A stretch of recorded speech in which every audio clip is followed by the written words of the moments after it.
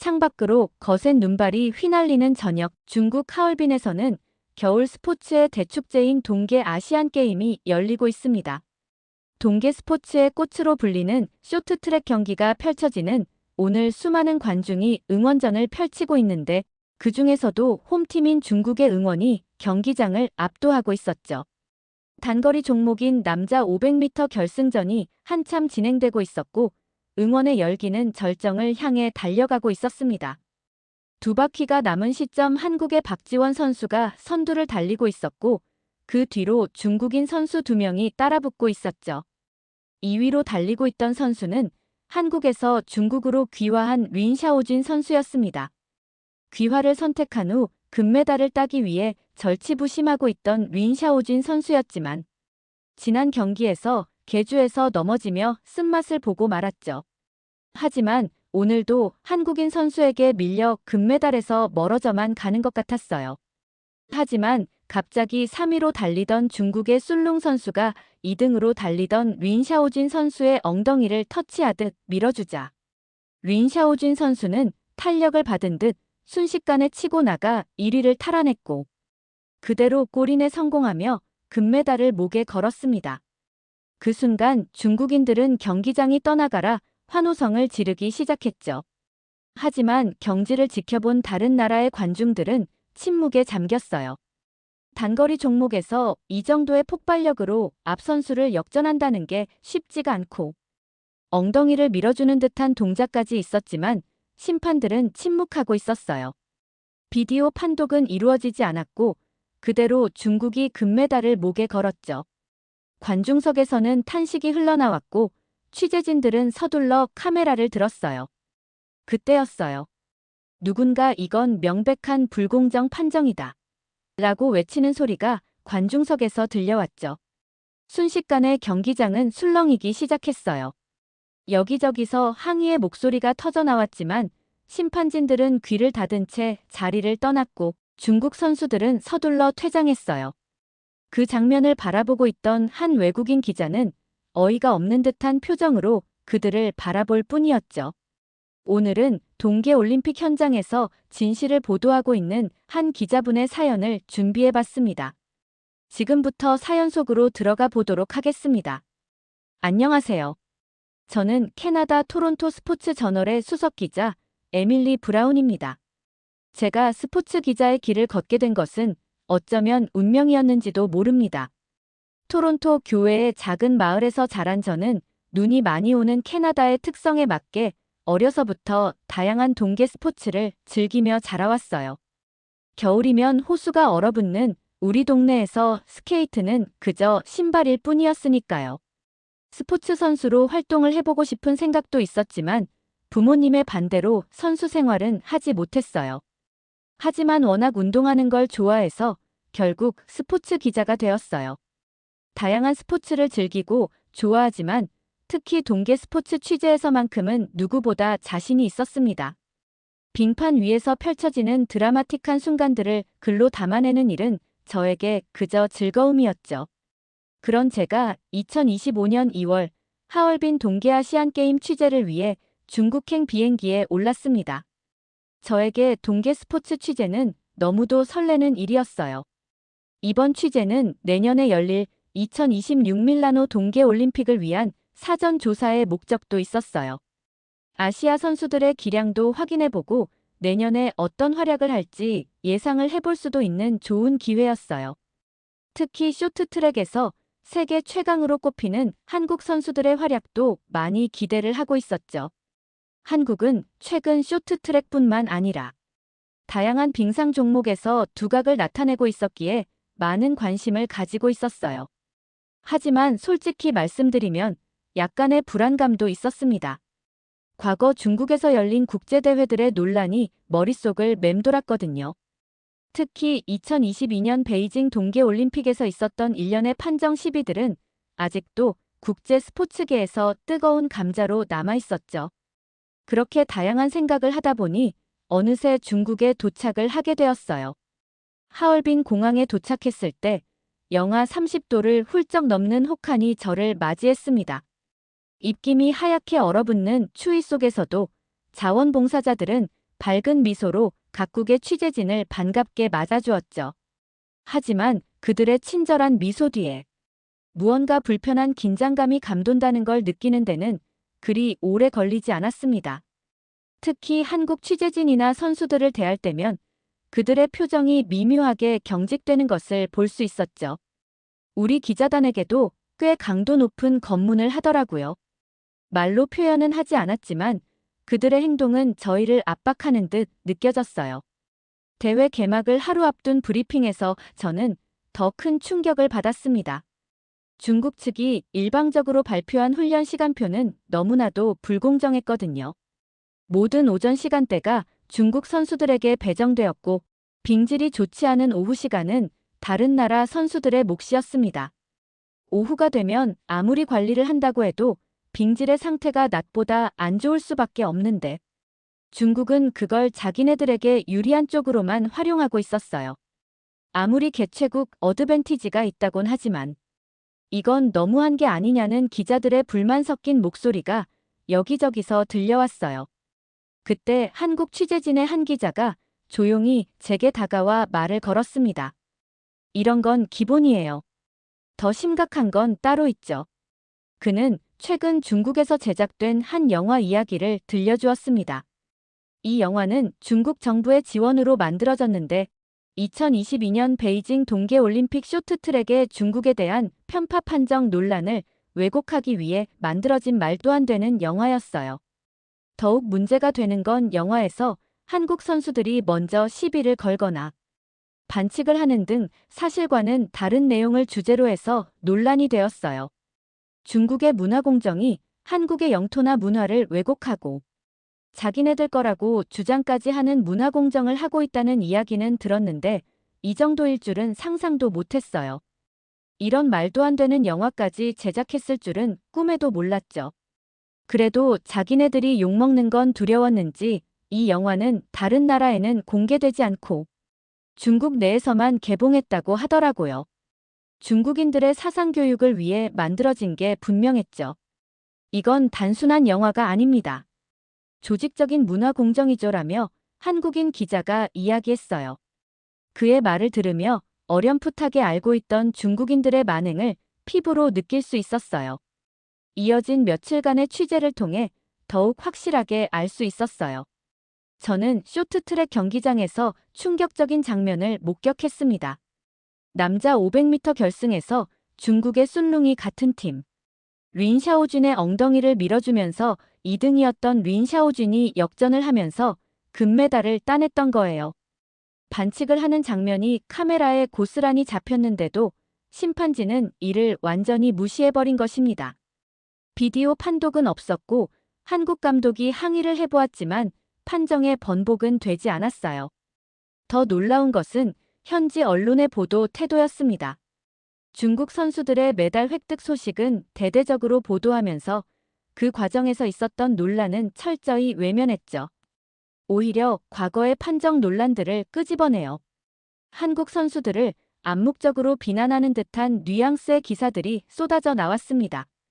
더욱 논란이 되었던 건 엉덩이를 밀어준 중국의 순룽 선수가 인터뷰 도중 한국이 더럽다는 말을 하며 지나간 부분이 카메라에 찍혔던 거였죠. 적반하장도 유분수지 아니 어떻게 저런 말을 서슴없이 할 수 있는 거죠? 정말 이해가 가지 않았어요. 한국 선수들뿐만 아니라 대회에 참여한 다른 아시아 국가들은 중국뿐만 아니라 심판과도 싸워야 되는 상황이었죠.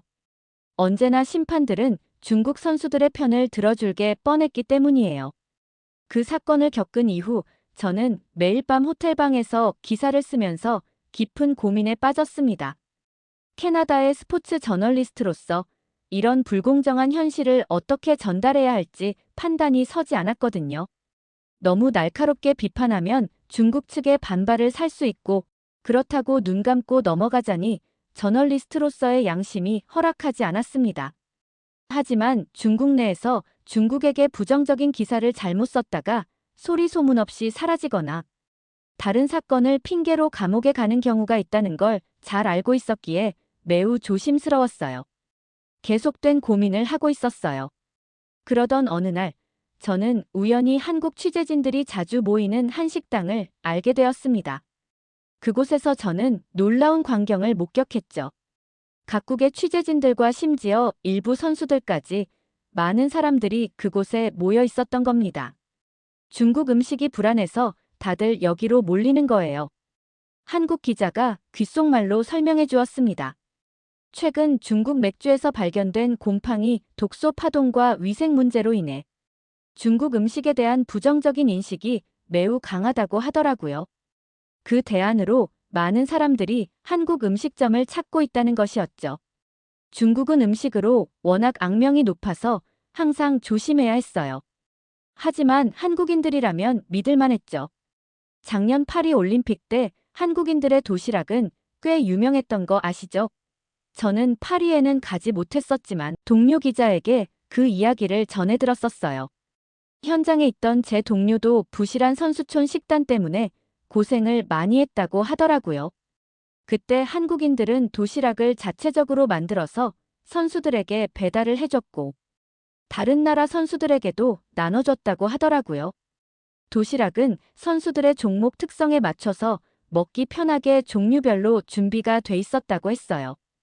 도시락이었지만 내용물은 풍부했고 아주 맛있었다고 칭찬을 하더라고요. 그래서 저도 한식에 대한 관심이 많았었는데 드디어 오늘 한식을 먹어볼 기회가 생겨서 기대가 되었어요. 하지만 중국 내에서 한국인 인척 장사를 하는 사람들도 매우 많다고 해서 잘 알아보고 가야겠더라고요. 아까 중국에서 만든 영화 얘기도 했었는데 중국은 한국의 김치나 비빔밥 같은 음식들도 자기네들이 원조라며 우기고 있다고 했어요. 비빔밥이 한국의 전통 음식으로 꽤 유명한데 중국인들이 자기네들 거라며 속이고 비빔밥 체인점까지 만들어서 운영하고 있더라고요. 문화 대혁명 때 자기네들 문화를 스스로 없애버려서 그런지 남의 나라 문화를 자기네들 거라며 우기는 모습이 참으로 어이가 없었죠. 잠시 생각에 빠져 있었는데 어느새 한식당에 도착을 했어요. 한식당에 도착한 저희는 가게 안에 들어서자 깜짝 놀랄 수밖에 없었어요. 저희뿐만 아니라 꽤 많은 다른 외국의 취재진들도 앉아서 맛있게 한식을 먹고 있더라고요. 요즘 한식이 그렇게 인기가 많다던데 왜 그런지 이유를 바로 알겠더라고요. 질세라 저희도 여러 가지 메뉴를 주문했어요. 잠시 후 나온 음식들은 색도 화려하고 매우 맛있어 보이는 모습이었어요. 처음으로 김치찌개라는 음식을 맛보았습니다. 매콤하고 깊은 맛이 혀끝을 자극하는 게 너무나 맛있더라고요. 한식이 생각보다 입에 잘 맞아서 너무 놀랐어요. 김치찌개 이외에도 계란말이, 닭도리탕 등 다양한 음식들이 있었는데 너무나 맛있게 먹었어요. 다른 사람들도 잘 먹는 모습을 보니 한식이 외국인들 입맛에도 잘 맞는 것 같았어요. 또 한국인들은 채소를 많이 먹어서 다이어트식으로도 많은 사람들이 찾고 있다고 하더라고요. 저도 한식의 매력을 느낄 수 있어서 너무 좋았던 시간이었어요. 음식을 먹으며 다른 기자들과 이야기를 나누었어요. 내일 여자 3000m 계주가 있잖아요. 어떻게 될 것 같으세요? 라며 제가 다른 기자분에게 물어봤어요. 글쎄요. 최민정, 김길리, 김건희, 이소연 이 조합이라면 중국도 쉽지 않을 겁니다. 그래도 심판이 어떤 판정을 할지 모르기 때문에 매우 조심해야 될 거예요. 농담처럼 던진 말이었지만 모두의 표정이 순간 굳어졌습니다. 저는 그제서야 깨달았습니다. 한식의 맛에 취해 현실을 잠시 망각하고 있었죠. 여기는 중국이었던 것이에요. 이곳에 모인 사람들은 이미 예견된 불공정에 대한 분노와 무력감을 함께 나누고 있었던 겁니다. 실제로 경기가 진행되는 동안 미심쩍은 판정들이 빈번히 나왔어요. 중국 선수들은 자기네들 잘못도 한국인 선수들에게 떠넘기는 듯한 표현도 서슴지 않았어요. 하지만 이건 시작에 불과했습니다. 이어진 며칠 동안 하얼빈 동계아시안게임은 더욱 놀라운 방향으로 흘러갔고 저는 그 모든 순간을 직접 목격하게 되었습니다. 하얼빈의 시간은 계속 흘러갔고 저는 아침 일찍부터 불길한 예감에 사로잡혀 있었습니다. 그리고 그 예감은 곧 현실이 되었죠. 여자 쇼트트랙 1500m 준결승전이 치러지고 있었어요. 한국의 심석희 선수가 마지막 바퀴를 남기고 선두로 치고 나가는 순간이었습니다. 그때 중국의 파니팅 선수가 갑자기 안쪽으로 파고들었고 두 선수는 충돌했습니다. 슬로 모션 화면에서는 분명히 중국 선수의 반칙이 보였지만 심판은 오히려 심석희 선수에게 실격을 선언했습니다. 그 순간 저는 취재석에서 자리를 박차고 일어났습니다. 옆자리의 독일 기자도 프랑스 기자도 마찬가지였죠. 우리는 서로를 바라보며 말을 잇지 못했습니다. 너무나도 노골적인 판정이었기 때문입니다. 이건 스포츠가 아니야. 독일 기자가 중얼거렸습니다. 아무리 개최국에 이점이 있다고 해도 이건 너무 편파적이잖아. 경기장 밖으로 나오자 한국 취재진들이 모여 있었습니다. 그들의 표정은 분노보다는 체념에 가까워 보였죠. 마치 이미 예견된 일이라는 듯이 말입니다. 브라운 기자님, 우리가 보여드릴 게 있어요. 김민수 기자가 저를 데리고 간 곳은 선수촌 근처의 작은 카페였습니다. 그곳에서 그는 노트북을 펼치고 지난 베이징 올림픽부터 이어져 온 판정 논란들의 자료를 보여주었습니다. 보시다시피 이건 우연이 아닙니다. 체계적이고 조직적인 거죠. 자료들을 살펴보면서 저는 충격에 빠졌습니다. 특정 국가를 향한 불공정한 판정이 이렇게까지 일관되게 나타날 수 있다는 게 믿기지 않았거든요. 2022년 베이징 올림픽 때 편파 판정으로 인해 중국을 향한 비난의 목소리가 매우 컸었어요. 하지만 중국은 그때의 교훈을 잊은 듯 했습니다. 몇 년이 지난 지금 아직도 중국은 개최국의 이점을 살려 말도 안 되는 경기 진행을 하고 있었어요. 그날 밤 저는 평소보다 늦게까지 기사를 썼습니다. 하지만 키보드 위에서 떨리는 손가락을 진정시키기가 쉽지 않았죠. 제가 쓰는 모든 문장이 객관적 사실에 기반하고 있음에도 이상하게 자꾸 자기 검열을 하게 되었습니다. 이렇게 써도 될까? 이 표현은 너무 강하지 않을까? 중국에 반하는 기사를 잘못 썼다가 감옥에 간 사람들도 있다는 이야기가 떠올랐죠. 하지만 고민 끝에 저는 결국 메일을 보냈습니다. 수신인은 토론토에 있는 저희 신문사 편집장이었죠. 편집장님, 제가 지금 목격하고 있는 일들은 단순한 스포츠 기사의 범주를 넘어섭니다. 이건 스포츠 정신의 근간을 흔드는 심각한 문제입니다. 제가 쓴 기사가 혹시 외교적 문제를 일으킬 수도 있겠지만 있는 그대로 보도하고 싶습니다. 다행히 편집장의 답장은 긍정적이었습니다. 브라운, 당신이 옳아요. 저널리스트의 첫 번째 의무는 진실을 전하는 것입니다. 부디 당신이 보고 느낀 모든 것을 있는 그대로 써주세요. 다음 날, 제 기사는 토론토 스포츠 저널 온라인판 메인에 실렸습니다. 반응은 폭발적이었죠. 전 세계의 스포츠 팬들이 댓글을 달기 시작했고, 다른 매체들도 이 문제를 주목하기 시작했습니다. 하지만 예상치 못한 상황이 벌어졌습니다.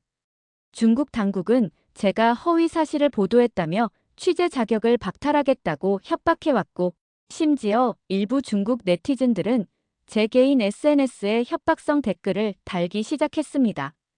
그때 놀라운 일이 벌어졌습니다.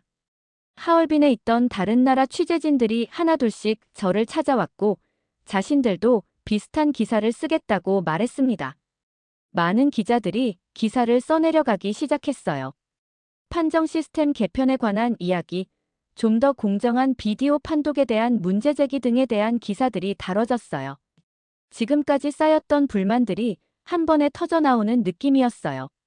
이쯤 되니 중국 당국에서도 쉽게 기자들을 압박하지 못하는 눈치였어요. 연대의 힘이 이렇게 크다는 걸 다시 한번 느낄 수 있었어요. 우리도 이런 상황이 부끄럽습니다.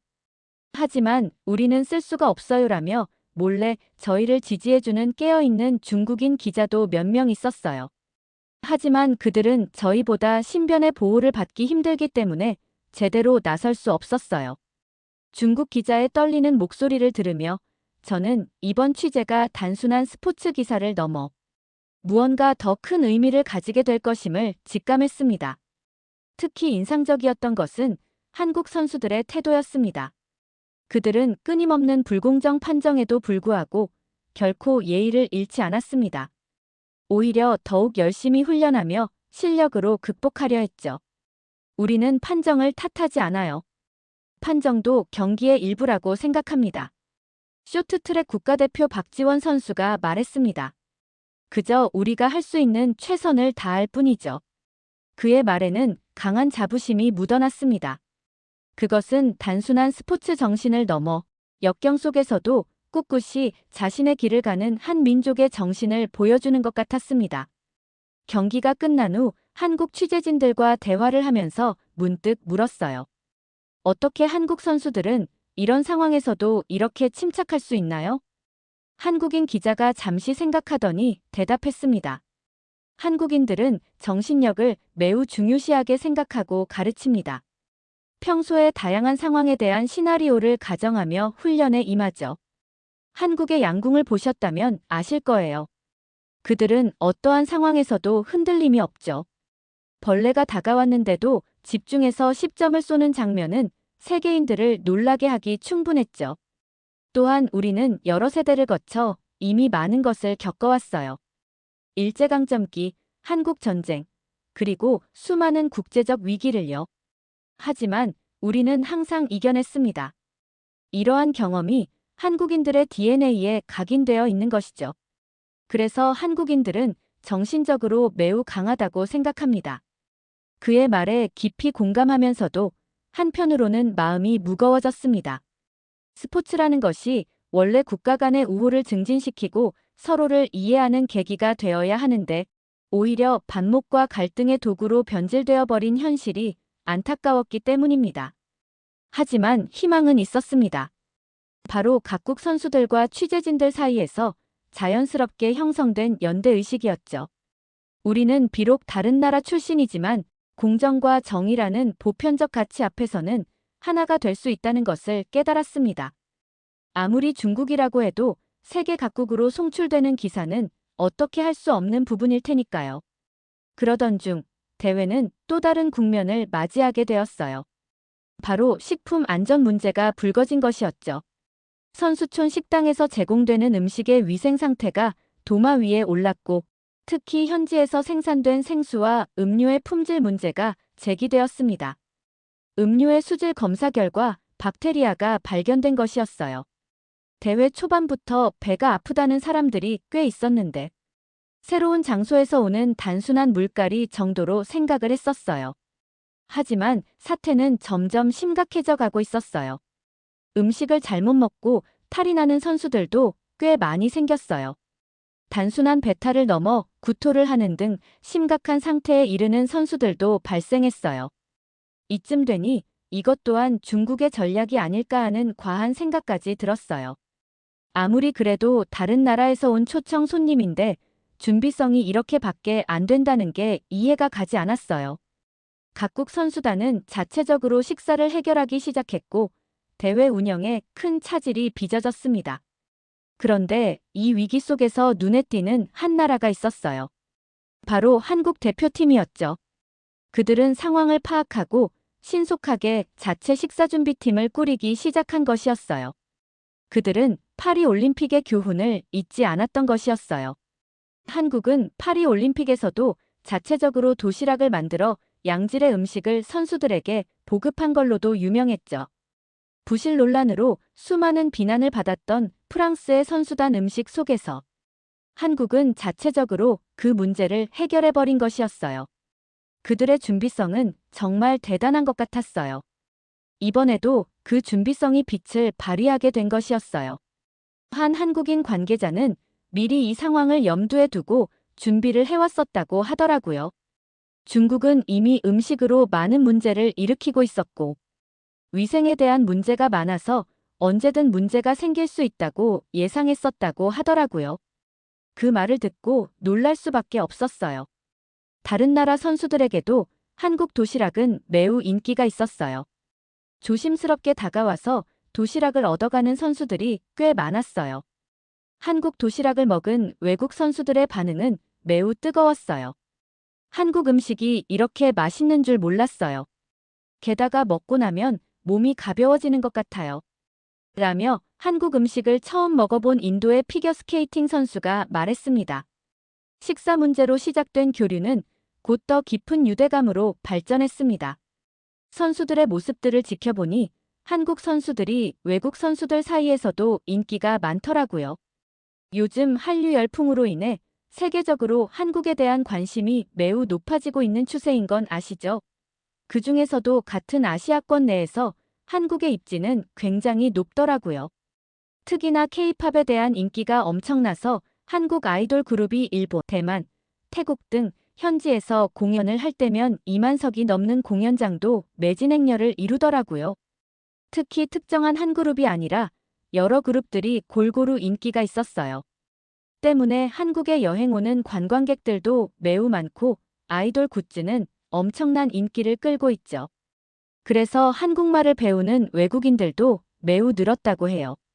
이번에 대회에 참가한 외국인 선수 중에서도 한국어를 배워서 한국 선수들에게 말을 거는 모습도 종종 보이더라고요.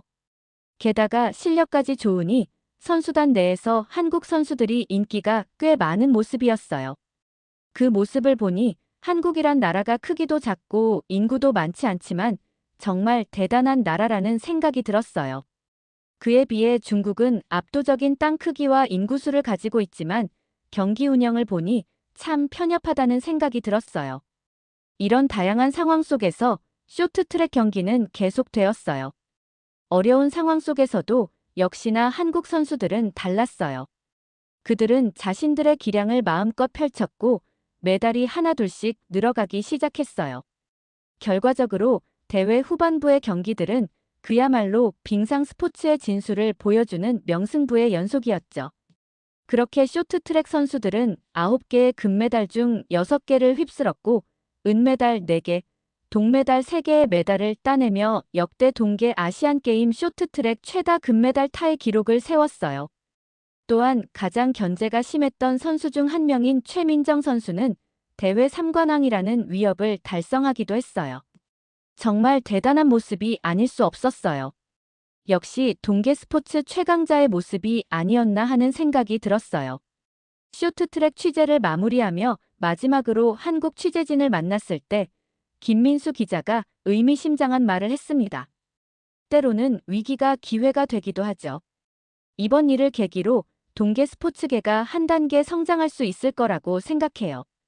그의 말처럼 쇼트트랙 대회의 마지막은 새로운 시작을 알리는 것 같았습니다. 그리고 저는 이 모든 과정을 지켜본 기자로서 이보다 더 값진 취재 경험은 없었다고 자부해요. 모든 쇼트트랙 경기가 끝나고 저는 호텔 창가에 앉아 눈 내리는 도시를 바라보며 지난 며칠간의 일들을 정리하고 있었어요. 제 노트북에는 마지막 기사를 위한 메모들이 가득했지만 글로는 다 담아낼 수 없는 무언가가 있었습니다. 그때 갑자기 문자 메시지가 왔습니다. 편집장이었죠. 브라운, 당신의 기사들이 꽤 좋은 반응을 이끌고 있어요. 하지만 그건 중요하지 않아요. 당신은 이번 취재를 통해 무엇을 느꼈나요? 마지막 기사에는 그것을 중점적으로 썼으면 좋겠어요. 편집장의 말씀이 가슴에 와닿았습니다. 그렇습니다. 제가 전해야 할 것은 단순한 사실이 아닌 이번 대회가 우리에게 남긴 깊은 울림이었습니다. 저는 노트북을 닫고 밖으로 나섰습니다. 하얼빈의 거리는 여전히 눈으로 가득했지만 이제는 첫날처럼 춥게 느껴지지 않았습니다. 거리 곳곳에서는 각국의 선수들과 취재진들이 작별 인사를 나누고 있었죠. 경기장 근처에 도착하자 한 무리의 사람들이 눈에 띄었습니다. 한국 쇼트트랙 선수단이 귀국을 준비하고 있었어요. 브라운 기자님, 우리랑 같이 찍어요. 그들의 초대에 응하며 저는 문득 깨달았습니다. 이번 대회의 진정한 승자는 따로 있었다는 것을요. 바로 한국인들의 저력이 아니었나 해요. 마지막 저녁, 우리는 이제는 익숙해진 그 한식당에 모였습니다. 테이블에는 김치찌개와 삼겹살이 놓였고 소주잔이 오갔습니다. 각국의 취재진들이 모여 많은 이야기를 나누었죠. 처음에는 한국의 쇼트트랙이 이번 대회에선 쉽지 않을 거란 여론이 많았어요. 중국이 주최국인데다 한국에서 뛰어난 실력을 자랑했던 임효준 선수가 중국으로 귀화하면서 중국의 전력이 많이 강해졌기 때문이었죠. 하지만 결과적으로는 한국 쇼트트랙의 압승이었네요. 프랑스 기자도 동의하며 말했어요. 맞아요. 역시나 쇼트트랙의 최강자는 한국이었어요. 그들의 독주 체제는 당분간 깨지지 않을 듯 하네요. 네. 진정한 실력은 수많은 풍파 속에서도 진가를 나타내는 법이죠라며 한국인 기자가 말을 이었어요. 대화는 밤늦게까지 이어졌습니다. 우리는 스포츠의 본질에 대해, 공정성의 가치에 대해, 그리고 인간의 양심에 대해 이야기했습니다. 그리고 그 속에서 저는 제가 쓸 마지막 기사의 방향을 찾았습니다. 다음 날 아침, 저는 기사를 완성했습니다. 제목은 이랬습니다. 한국 쇼트트랙에서 한국의 역사를 보다. 그리고 이어지는 내용은 다음과 같았습니다. 스포츠는 단순한 승패의 기록이 아닙니다. 그것은 인간의 가능성과 한계에 대한 끝없는 도전이며 동시에 우리가 함께 만들어가는 공동의 서사입니다. 또한 선수들을 보면 그 나라의 문화, 역사를 가늠해 볼 수 있습니다. 그들은 한국가를 대표하는 사람들입니다. 이번 쇼트트랙 대회가 우리에게 남긴 것은 메달의 숫자나 기록이 아닙니다. 그것은 인간의 양심이 가진 힘, 공정성이라는 가치의 소중함, 그리고 우리가 함께할 때 얼마나 아름다운 변화를 만들어낼 수 있는지에 대한 깊은 깨달음입니다. 특히 한국 선수들과 취재진이 보여준 의연함과 인내는 깊은 감동을 주었습니다. 그들은 불공정한 상황에서도 결코 스포츠맨십을 잃지 않았고 오히려 그것을 통해 더 큰 승리를 이끌어냈습니다. 내년 밀라노 동계올림픽을 앞두고 이번 하얼빈 대회는 우리에게 중요한 교훈을 남겼습니다. 공정한 진행 속에서 누구나 기량을 펼칠 수 있는 대회가 되지 않으면 그 누구에게도 인정받을 수 없다는 걸 다시 한번 실감시켜 주었어요. 아무리 주최 측 어드밴티지가 있다고 하더라도 경기 결과에까지 영향을 미쳐서는 안 되는 것이니까요. 이번 취재에서 경험한 한국인들의 모습은 분명 제 기자 생활에서 가장 특별한 경험이 될 것입니다. 그리고 그것은 단순히 제가 좋은 기사를 썼기 때문이 아닙니다. 제가 직접 목격하고 경험한 인간의 선한 본성, 변화의 가능성, 그리고 스포츠가 가진 진정한 힘 때문입니다. 특히 한국 취재진들과 나눈 대화는 제게 깊은 인상을 남겼습니다. 그들이 보여준 전문성과 인내심, 그리고 끝까지 희망을 잃지 않는 태도는 제게 많은 것을 가르쳐 주었습니다. 저는 이제 깨달았습니다. 진정한 스포츠 기자의 역할은 단순히 승패를 전하는 것이 아니라 그 속에 담긴 인간의 이야기를 전하는 것이라는 걸요. 그리고 그 이야기는 지금도 계속되고 있습니다. 하얼빈의 겨울은 아직 끝나지 않았기 때문이죠. 쇼트트랙 대회는 끝났지만 아직 많은 종목이 남아 있어요. 남은 기간 동안 또 어떤 일들이 벌어질지 기대가 되네요. 더욱 공정하고 무탈한 경기가 진행되길 바라봅니다. 한국인 선수분들 남은 경기도 잘 해내길 바랍니다. 네, 재미있게 보셨나요? 오늘의 사연은 여기까지입니다. 이번 하얼빈 동계 아시안 게임 속에서 쇼트트랙 선수들은 뛰어난 활약상을 보여주었습니다. 역대 쇼트트랙 최대 메달을 따내면서 선수단은 금이 환영했습니다. 힘든 운영 속에서도 꿋꿋이 버텨내고 뛰어난 기량을 발휘한 한국인 선수들이 너무 자랑스럽습니다. 남은 종목 선수들도 부상 조심하고 힘내서 경기 치르길 바랍니다. 구독, 좋아요 부탁드립니다. 다음 시간 더 좋은 사연으로 찾아뵙겠습니다. 지금까지 아리랑 튜브였습니다. 감사합니다. 아리랑 튜브